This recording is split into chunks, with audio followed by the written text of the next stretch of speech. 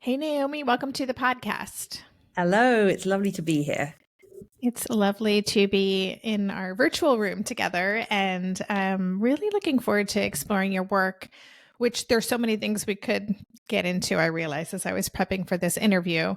So we'll do our best to hone in on a topic. But before we get into the meat of our conversation, would you kind of just introduce yourself in your own words, maybe as part of that, your personal why? Like, how did this become the focus and passion that you move through the world with? So I'm Dr. Naomi Fisher. I'm a clinical psychologist. And I think I am passionate about helping children learn in the ways that work best for them. And that's so complex how it became what I do now. There are so many different things going in, but I think one of the key experiences that I had myself as a child was my parents moved around the world a lot, and I went to 11 different schools when I was growing up. And that left me with a healthy degree of skepticism, I think, about how we educate children, but also what we think is essential when we educate children. Because one of the things I noticed, even as a child and a teenager, was that all these schools operated in very much the same way, but they also had certain things that they thought were really important and essential. And without that thing, the whole stuff education would fall apart, and yet they were different things. So just like in the UK, we're really into school uniform. I went to schools where our skirts length was measured, and you were sent home if you had the skirt that was too long or too short.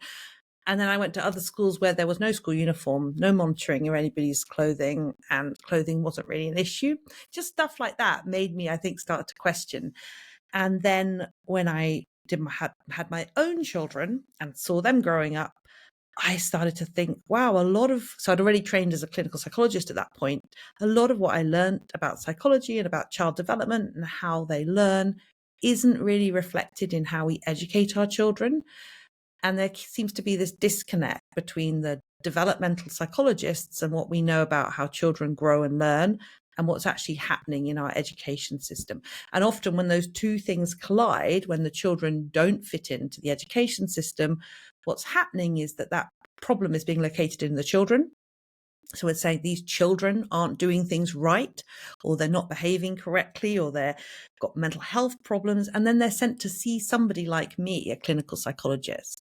And that was something that in my professional world was making me think, hang on a minute, do I want to be in this position where I'm being asked to effectively treat these children, like fix these children so they can go back into a system that I just really feel isn't based on their needs and isn't based on what we know about developmental psychology. So all those sort of personal and professional came together, and resulted in me doing what I do now.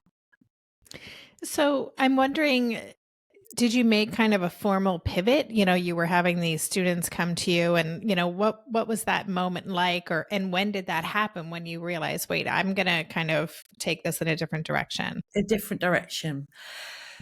It's a good question. I would say the pivot probably really happened for me when I had my own children. I think I was already a developmental psychologist. I did a PhD in autism before I did my clinical psychology training. I was actually working in our National Health Service with adults. I specialize in trauma and in EMDR, as we might talk about. And then when I had my own children, it was the first time I got this really up close observation of how children grow and learn. And I think that's the case for most of us. You can study children, you can work with children, but when you actually have your own children, you're like, oh, okay, this is quite a lot more intense than I thought it was going to be, for example. And there's a lot more going on than I necessarily appreciated. And I think that I was like, I had these different heads on when I was with my children. I was like the psychology head and the parent head, and then there's me as kind of just a person, and I'm trying to bring all those three things together. And I realized I was thinking a lot when I was watching my children learn about how does this fit in to what I think as a psychologist, my training as a psychologist, but also to what's going to happen to them as they go through the school system. And do I want that to happen? And I think the real pivotal moment for us was when we decided that we didn't want that to happen to our children. And so we didn't send them to school at the stage that they would normally be going to school. So that actually meant for me that I quit the job that I loved, I quit working in the National Health Service at that point so that I could be at home and home educate my children. When they were 4 and 1 is when that happened. And they're now almost 14 and almost 17. So that was quite a while ago. Mm-hmm. Yeah. But I think And from then on, things started to go in quite a different direction from that moment. yeah. Yeah. And I'm wondering, you said you home educated your children. I homeschooled my kiddo for, I think, how many years was it? 6 years, maybe. Yeah. And it started as homeschooling, and it just every year it changed to be less structured. And I'm Yes. wondering if that was the case for That you as well. Yes, I think I never started structured because it was really clear to me that my son, who's my elder child, was not going to respond well to that.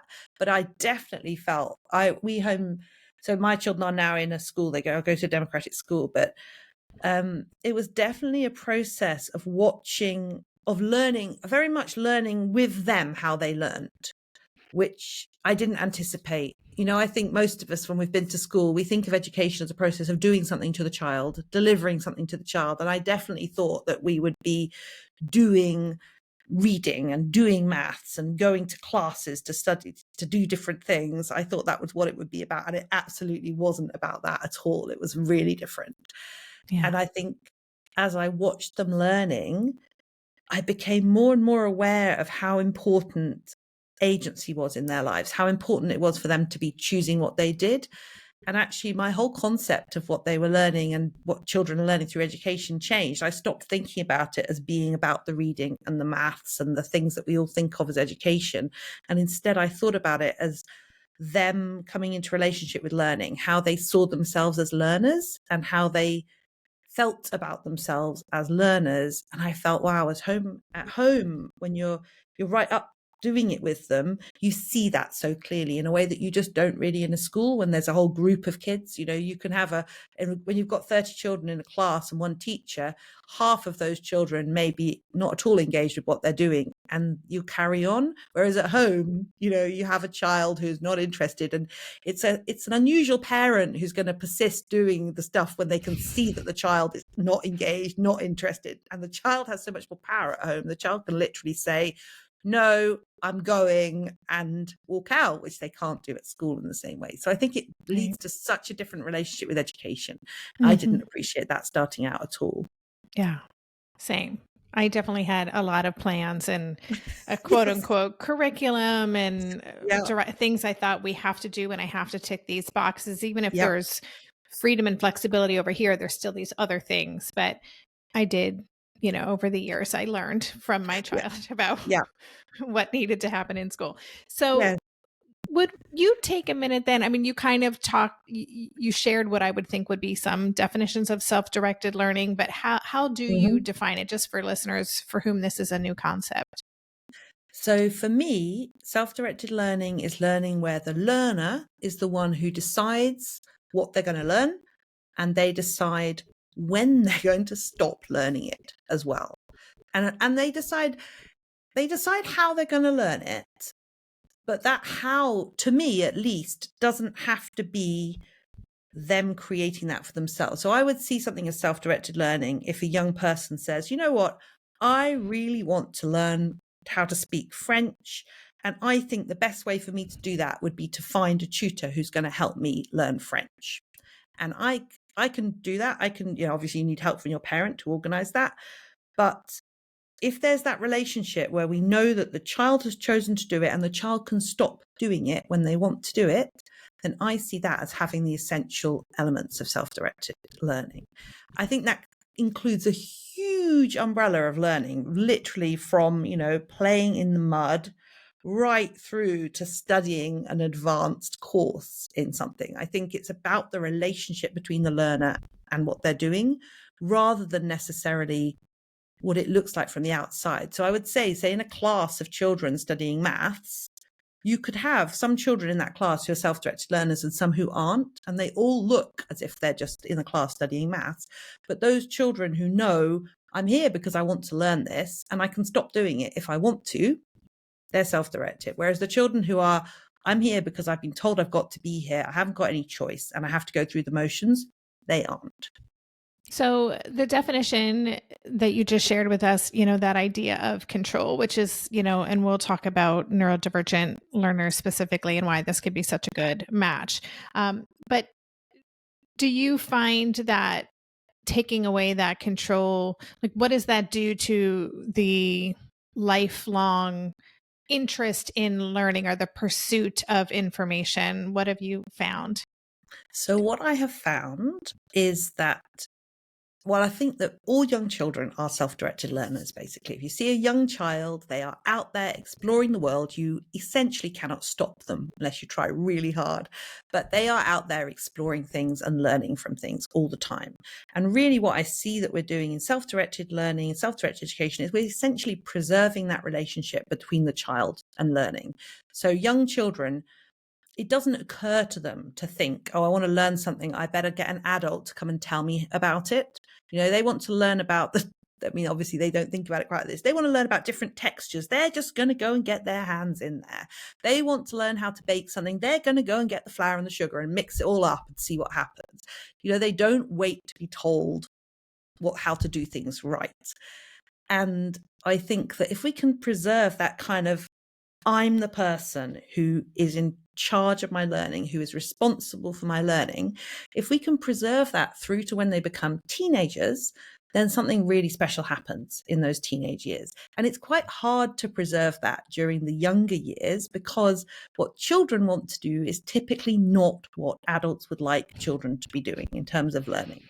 So I say that there are things that adults value, like reading and maths and, history and social studies, whatever it is.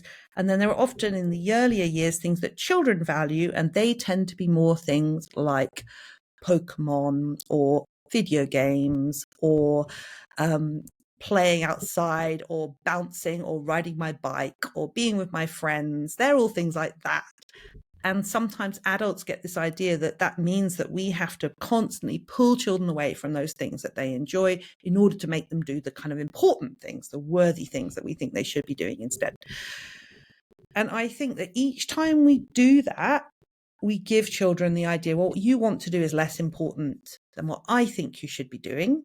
And that bit of you which says, I'm really interested, I really want to know, isn't actually that important, isn't something that we should be listening to, because maybe you're getting it wrong. And I think children often get that message that their interests are a waste of time. Parents inadvertently can give their children the message that the things that you really choose to do are much less important than things that I choose for you to do. And then by the time they get through to teenagers, they've learned that. And you see that in schooled teenagers where they basically say, you offer them interesting things and they say, will it be on the test? They've learned that this isn't about learning, really. This isn't about interest. It's about how am I going to perform in this test, which is important. This isn't about what we're doing. So when I talk to self-directed teenagers and I ask them, what would you say? I've asked some of them, what would you say to parents who say, my child just wants to play. My child just wants to play video games.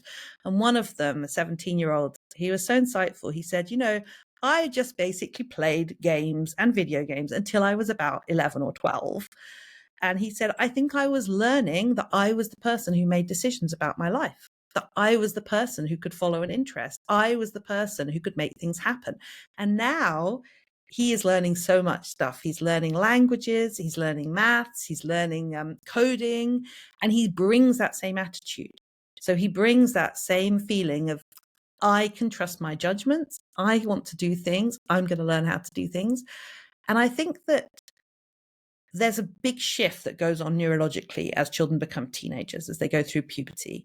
Essentially, they become able to think about the future and to think, what would I like to do in order to get to this point? I'd like to go to college. What am I going to need to do that?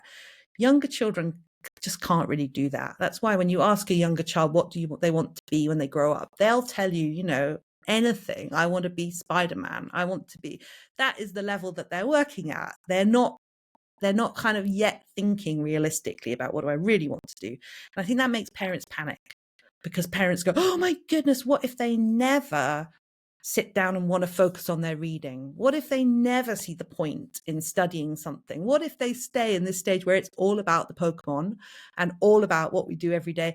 Help, I have to make them change. I have to instill this in them. I don't think we need to. I think it's something that happens as they grow up. And in fact, yeah, I kind of see it as the opposite. Instead of kind of instilling this in younger children, I think we need to sort of preserve that time when they're younger children and when they want to play all the time, make the world interesting to them, bring adults into their lives, bring stuff into their lives. But we want them to become teenagers with this idea still intact that my choices matter. I'm the person who's responsible for making my learning matter, making my learning count. Yeah, I mean, that to go into teenagehood, that age, with that sense of agency and control, you could just see how that would be so important in every aspect of life, right? To realize that I matter, I get to be in choice. That's what we want, right? And the pull is so strong. You know, you said, how do you hear from parents, as do I, like, how do I get my kid to do X, Y, or Z? I'm like, Totally. you cannot get your child to do anything. But that idea, even, you know, for parents who are really like on board with this, there's still always that like, yes, but we still have to do this, this, and this. How do you respond to those? I mean, you write in the book that the question many people will have when thinking about self-directed learning is, does it work? And, you know, how do we answer that question, or how do you answer that question? Yeah. So it depends what you mean by does it work, doesn't it? Because sometimes parents really want, when they really want their child to be doing the things that children would do at school, but they wanted them to choose to do it. So they think as working as, you know, my child loves maths and they sit down and studies all the maths workbooks and they're right up with where they would be with school children, but I don't have to make them. I think that's the ideal for lots of parents. Yeah, laughing. And unfortunately, that isn't the deal. You can't have that. Essentially, if you're going to really get into self-directed learning, you need to accept that your child will learn different things to schooled children. They will do things in a different order to schooled children. They may not learn some of the things that schooled children are doing until a lot later. And that takes a lot of nerve as a parent. And certainly with my children, reading is the big thing that everybody's worried about. What if they don't learn to read? What if, you know, I homeschool them and they come out as non-readers? Wouldn't that be terrible? And I think the way around that is to talk to people with older children, because the confidence I gained when my eldest child learned to read was huge. So he didn't learn to read until he was aged between 8 and 10. And he learned to read from road signs and from Minecraft. And the way I knew that he'd started to learn to read was that we were driving in the car one day and he looked out the window and he saw a sign and he said, "Does that say zombie?" And I looked over and it said zone. And I was like, yeah. So I know why you think it says zombie, because in Minecraft, everything has a word attached. It says zombies, say zombie on them. And, you know, you are clearly working out reading because you've got the Z and the O and the E, and the middle bit is a bit fuzzy. But I was like, wow. And that was how his learning developed. And he's now an avid reader. He reads nonfiction, he reads all the time. And my daughter was much slower to learn to read. So she didn't learn to read till she was about 11.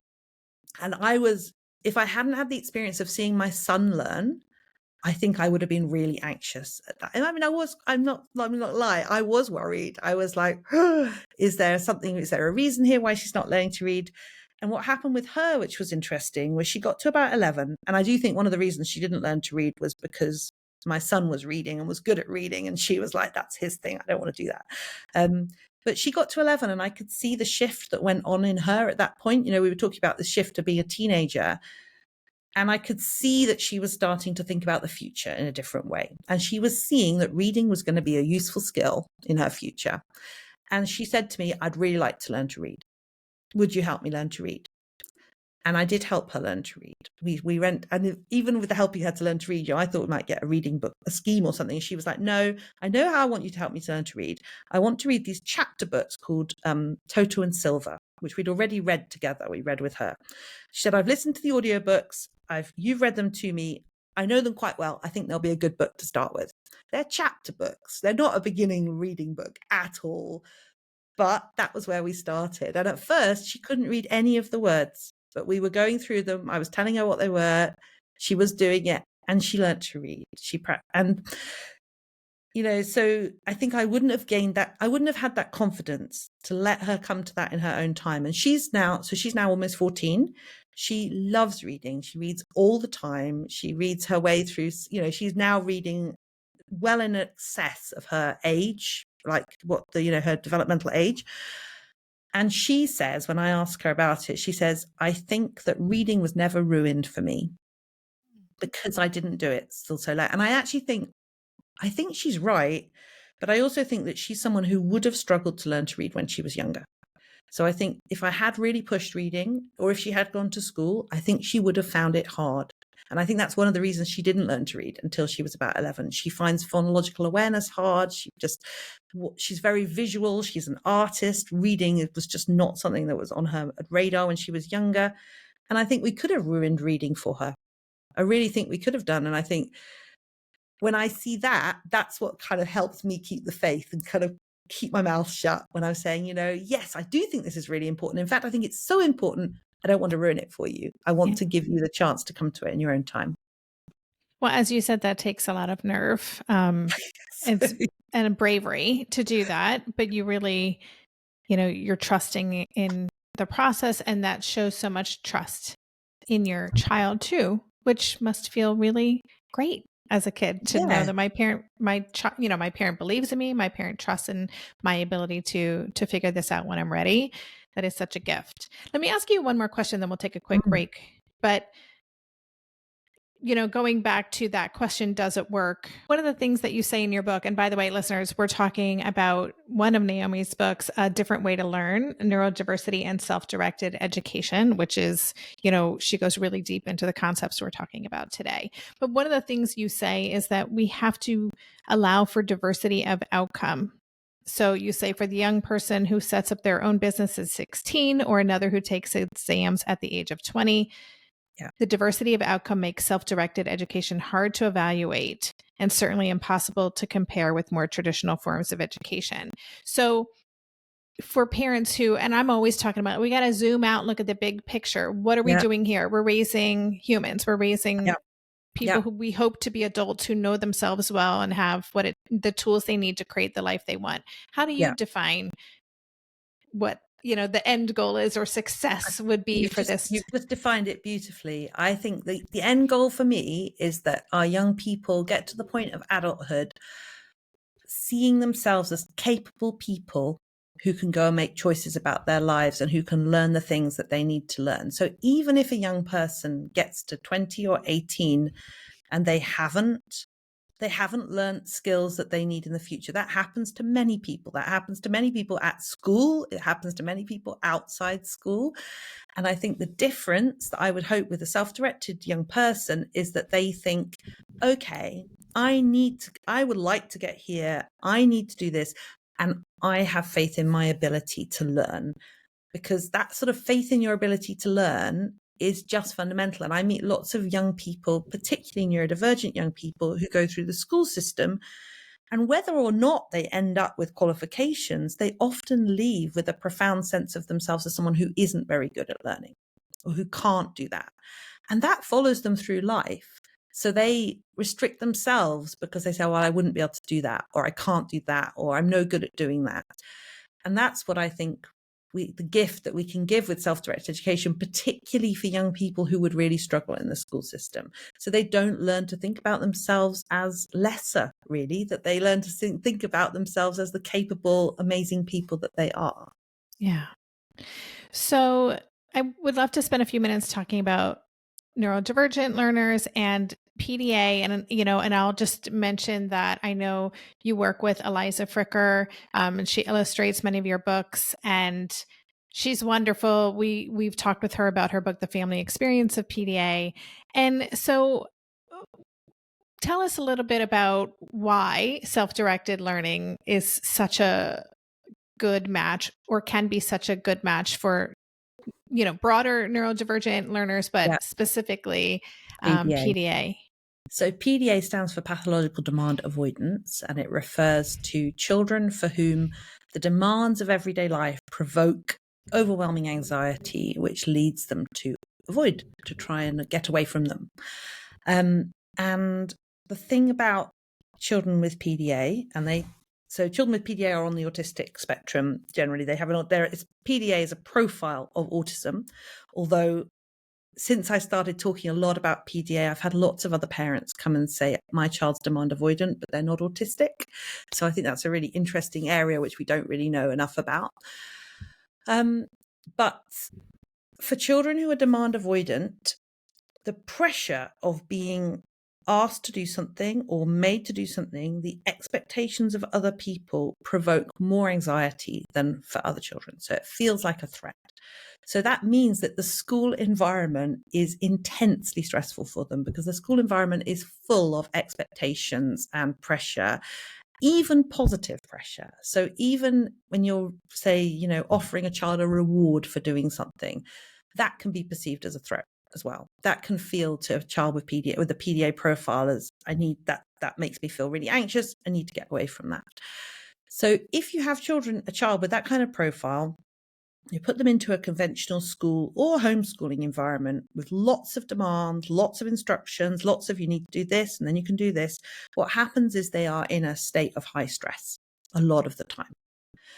And when a child is in a state of high stress, it's not a good place to learn. You can't really learn well when you're perpetually in a state of high stress. So when I've talked to parents whose PDA profile kids have gone to school, they'll often say, they'll say that they were really compliant during the school day, and then they got home and completely exploded. And, it was just really difficult to manage every evening and the next morning. And then they would go to school and they would be really shut down again. Or they say that the child's behavior at school was seen as bad behavior, was seen as disruptive behavior. So one mother, I said, that I talked to, her son, when he got really anxious and stressed, he would throw chairs. And the school saw this as bad behavior and they would punish him for it. And the more they punished him for it, the more anxious he became and the worse his behavior became. And so children can really easily get stuck in that vicious cycle where the way they express their distress and their anxiety is through what schools and parents sometimes see as, in quotes, bad behavior. And so that bad behavior gets responded to in a kind of punitive way, and that increases the anxiety and that makes the behavior worse. So quite quickly, I hear lots of children for whom things go downhill really rapidly because of that cycle, I think. And I think if you don't understand that cycle with the demand avoidance, then it's easy to get trapped into it with a child, because you're often told as parents and also as a school, that you need firmer boundaries. People will say things like, they just haven't got the message yet, or what can we do so they get the message? And it's always more pressure. And with children with a PDA profile, it's this really counterintuitive thing where you need to take pressure off. You need to, as much as possible, lift off that pressure, lift off the expectations as much as possible, because as the child's stress level comes down, their threat response comes down, and they come into a place where they're more capable of learning. And that's what you want. You want your child to be in a place where they're capable of learning. And it feels so weird as parents, because it does mean you just have to lift your hands right off and say, okay, it's okay if you say no, it's okay if you don't do this. And one of the things I often say is, kids, demand avoidant children, they need to know they can say no to things before they can genuinely say yes. And schools really often expect that you can pressure children into saying yes, that you can say, we're going to do maths now. You don't want to come? Well, you have to. It's up to, there's no choice. You have to come to school. You have to do this. You have to do that. And for a demand avoidant child, that has immediately made it much harder for them to learn, because actually they need maths is here. You can come and try it. If you don't want to, that's okay. We're doing this now. You can join in or you don't have to. And it's that you don't have to, which enables them to join in, because they need that escape hatch. They need to know that I am not being forced to do this. And that's why I think self-directed learning can be such a good fit for them, because you can offer opportunities whilst saying, that's what I always say to parents, you offer the opportunities, but they are opportunities. They are not obligations. Here you are, you might like to do this, but you might not want to. That's okay. And what I find with children is that, particularly when they're initially coming out of school, they're often in a very highly aroused state, and it's just no, no, no, no, no, no, no, no, no to everything. And that's what I call the automatic no, which is like a shield that they're holding over themselves, protecting themselves from all these demands. And what you want to help them learn is that they can lower that shield a bit, because their no will be respected. So it's things like taking your child to somewhere and saying, we'll go and give it a go. We can leave when you want to, and then following through with that. So seeing that as a success, actually. So I sometimes talk to parents who are like, we spent all this time getting out to this place. We really wanted it to go well. 10 minutes in, the child says, I want to leave now. And I'm like, oh, it's a failure. And I'm like, no, that's not a failure. That's a success. You got out there. The child said they want to leave now, and you did it. That is amazing. That child has learned, we can leave when I need to leave. And the knowing that you can leave when you need to leave is what will enable them to stay. And that's why, and you're kind of building that trust with them where they know they can go, which actually as adults we have, right? It's one of these weird things, whereas as an adult, when we're somewhere, usually we know that actually if we need to, we can get up and walk out. I just went to a conference. If I really feel this is too much, I don't want to be in this room anymore, I can stand up and leave. We don't give that privilege to children. We expect them to stay where they are, and they can't leave. And I think that creates so many more problems for children than we need to. So that's why I think we can do that with self-directed education, and that is why it works so well for demand-avoidant children. Yeah, I mean, the way you described it, it feels like a dance, right? Totally, yeah. And you wrote self-directed education with these children is an art form. So is that kind of just being really attuned to what's happening? And I mean, it's both attuning to them, attuning to ourselves, right? So that we can not get triggered by whatever's happening with our child. And, are there any other ways we can kind of bolster ourselves for that? It's also learning not to get triggered by the gaze of others, because I think that's the thing that really makes things so stressful for parents. When I talk to them, they're like, well, yes, it's okay. I can manage it when I'm just alone with my child. But then when I am at the playground or at the supermarket and my child is saying, I need to leave now, I am seeing everybody watching me, and I'm going, they're going to think I'm a rubbish parent. They're going to think and sometimes people will even say that, won't they? People will unhelpfully say things like, well, I do going to give, she's going to have the idea she's always in control if you give in to her, or of course her behavior is going to be like that if you do this. And I think that judgment from others is so powerful for parents, and it makes parenting in public intensely difficult, but it also can make it really hard to just attend to your child and to what they need. Like even when I'm talking about being able to go home after 10 minutes, that takes quite a lot of planning. Because if, for example, you go out with another family, you've got this responsibility now. Well, you came out with this other family and now we're saying we want to leave. And is that going to be an issue? And is what's going to happen? There's so much other stuff going on that makes it hard to just say, okay, we're just going to go with this right now. So I think, again, you need the support of others, but also one of the things I found really helpful, actually, someone said to me when my children were young, were when things are tough, just take a deep breath and remind yourself, what is the most important relationship in the room? And it's always going to be with your child. The other people, they're important, but you want this relationship with your child is fundamental to your life, to their life, and you want it to be lifelong. You want to still be with them, still be deeply involved with their lives in 10 years, 20 years, 30 years, whereas that isn't actually the case for all the other people who you're surrounded with. They actually do matter less.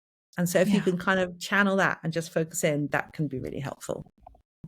Yeah, I so appreciate that, because I mean, everything we're talking about today is unconventional, right? And when you are parenting in an unconventional way, you are going to be judged and get looks from people. And, I get asked that all the time. How do I deal with, just the judgment of others that I'm doing this wrong? And it takes a lot of work to not get make that mean something about ourselves, and we have to practice self-compassion. But I love that question. What is the most important relationship here? Because when you ask Mhm. that, it's a no-brainer. We know what really matters here.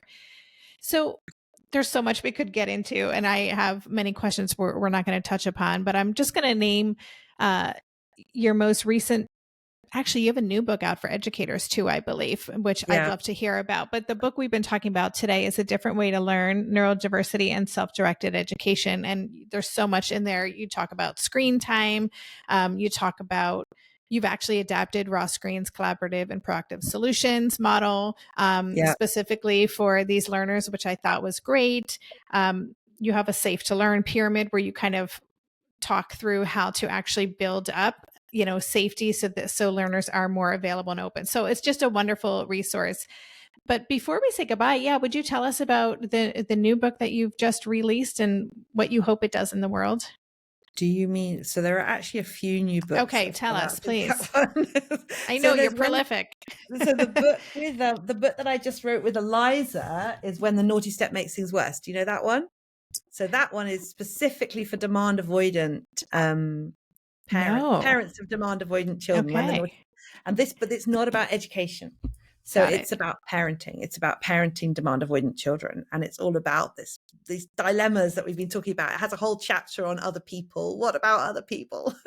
Oh, awesome. um, so because I think lots of parents were coming and saying, we really need more about the parenting, and the different way to learn is about education. So it's about self-directed education. I see the two as very much enmeshed, but I think you can come at it from different angles. And sometimes parents come from the parenting angle, and sometimes they come from the education angle. Yeah. But the one for the book for educators, which is also with Eliza and was with my sister Abigail Fisher, who's an educational psychologist. So that was because we were talking to parents, running things for parents, and parents were always saying, yes, but we need schools to know this as well. We need, it's all very well for it to be us, but our schools don't understand and don't know that things need to be different. And I think it was also born out of my own school experience, all those 11 schools I attended. But in a couple of those schools, I actually had a really bad time. I really disliked them. And I was called a school refuser. I was refusing to go to school. And so I think that gives me a particular perspective on children who struggle with school, because I know what it's like to be on the other side of that. And that book is very much about all the different ways that we see children who struggle with school, and how often it's very judgmental and very shaming, the way that we behave towards children and their parents. There's such a lot of conversation about how parents need to be firmer, or we have articles in the press in the UK which say things like, parents, since COVID, parents are allowing their children to stay home on Fridays because they work from home. And so, they're just basically that parents are lazy, can't be bothered to get their children to school. And that's so far from the reality when I talk to parents and children. And I just think anybody who's writing articles about how it's easy to have your children at home when you work from home has never had a child at home when they're trying to work from home, because it's always easier when you're trying to work from home not to have your child with you, in my experience. But yes, anyway. Yeah, so that's what we've been working on. Yes, and you're clearly very busy, which I love. Kind of, I'm like, oh, Naomi's working on something else. So there's so much we could get into, and I really was interested in dipping our toe in the conversation of EMDR, but I realize this wasn't the conversation for that, and perhaps you'd be willing to come back and talk with us about that another time, because Absolutely. I'm always happy to talk about EMDR. Okay. Yeah. Awesome. All right. So we'll make a note to do that, because we know that our kids, especially in everything you've shared about what they experience at school, there's a lot of trauma that happens at school, and just very interested in getting into that more with you. But before we say goodbye, where would you like listeners to go to learn more about you and connect with you? So if you go to my website, which is naomifisher.co.uk, you will see all the different places I am. I'm on Facebook, Dr. Naomi Fisher. I am also on Instagram, I think also under Dr. Naomi Fisher. And I have a free Substack, which is called Think Again, Making Childhood Fit for Children. And if you sign up for my Substack, that's the one for people who don't necessarily want to be on social media. You get a short email from me every week, just a few thoughts about children, school, neurodivergence, whatever comes into my head. Oh, awesome. I'm such a fan of Substack, so I will definitely check that out. I love that so many people that I learned from are on Substack now, because it's such a nice It's way a to great engage. platform. Yeah, Yeah. for sure. Good. Well, So, Naomi, I just want to say thank you so much for everything you shared today. Fascinating conversation. And again, we could have gone on and on, but we got so many great nuggets in this half hour together. So thank you so much. thank you so much for inviting me.